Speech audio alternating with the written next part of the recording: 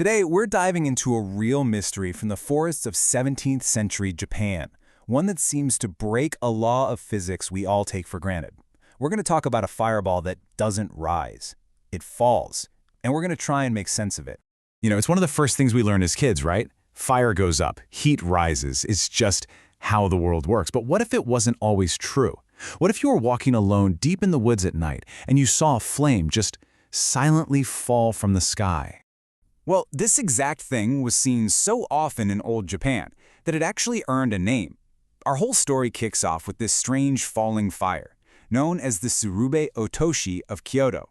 I want you to really picture this. It's the 1600s. You're making your way through these dense, dark woods near Kyoto. It is late, the path is barely visible, and all you can hear is the wind in the leaves and the sound of your own feet on the trail.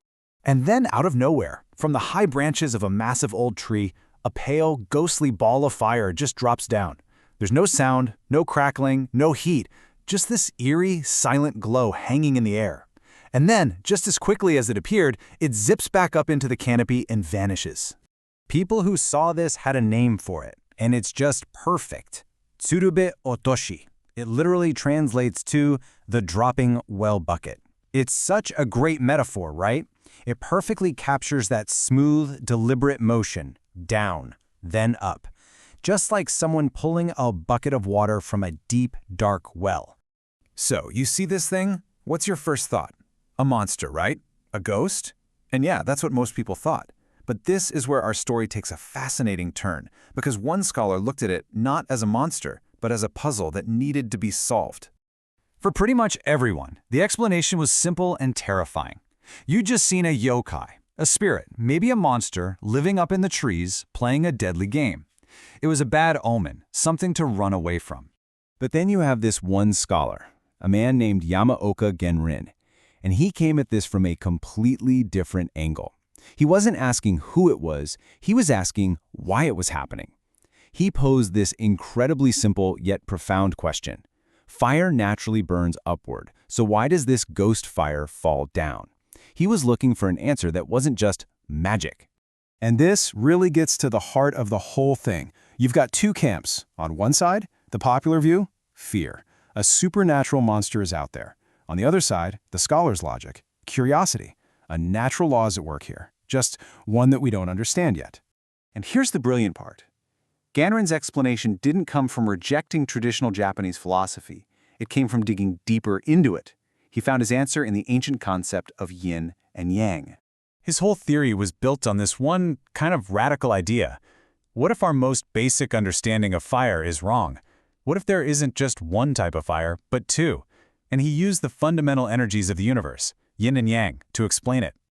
Okay, so first up, you've got yang fire. This is the fire we all know. It's the fire from the sun, a campfire, a candle flame.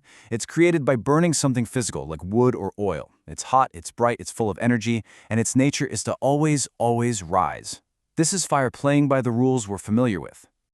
But then there's Yin-Fire. This is the ghost fire. Jinrin argued that this fire isn't born from burning stuff, but from stagnant, cold energy, what was called Inki, or yin energy. You find it in places like damp, rotting logs or old burial grounds. And because this energy is fundamentally cold, dense, and heavy, a fire born from it doesn't rise, it sinks, it falls. So let's just put these side by side because it makes it super clear. Their source is different. Yang fire is from burning materials, yin fire is from stagnant energy. Their direction is opposite. Yang rises, yin falls. Their very nature is different. Yang is hot, yin is cold and heavy. And this last one is really key. Yang fire is bright and lights up everything around it, but yin fire gives off this dim, strange glow that doesn't really seem to cast any light at all. And just when you think you've got your head wrapped around that, Gendron's theory has one more layer. A rule so completely backwards, it flips everything we know about fire completely upside down. For our normal, everyday yang fire, water is the enemy. We all know this. A good rainstorm will kill a campfire, no question. Water puts out the flame. End of story. But with yin fire, it's the complete opposite. Water isn't an enemy, it's practically a friend. This ghost fire loves damp, gloomy, wet weather. To a yin fire, a rainy night in a decaying forest isn't a threat. It's the perfect atmosphere for it to grow even stronger and more active. So you see, what Genrin provided here was way more than just an explanation for some spooky light in the woods. It was really a window into a completely different but internally consistent way of understanding the natural world. His conclusion just reframes the entire mystery. That terrifying thing people were seeing, it wasn't a monster. It wasn't magic. It was simply the natural world behaving according to a set of rules they didn't recognize. What they saw as malice was just the physics of yin energy. So that falling fireball, the Tsurube-otoshi, wasn't some demon trying to scare travelers off a path.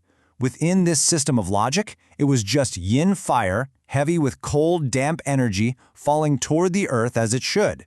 It's an amazing example of how a different worldview can find its own elegant logic for the mysteries of the universe. And all this really leaves you with a pretty big question, doesn't it? Genrin used his framework to find a logical reason for something that seemed totally impossible.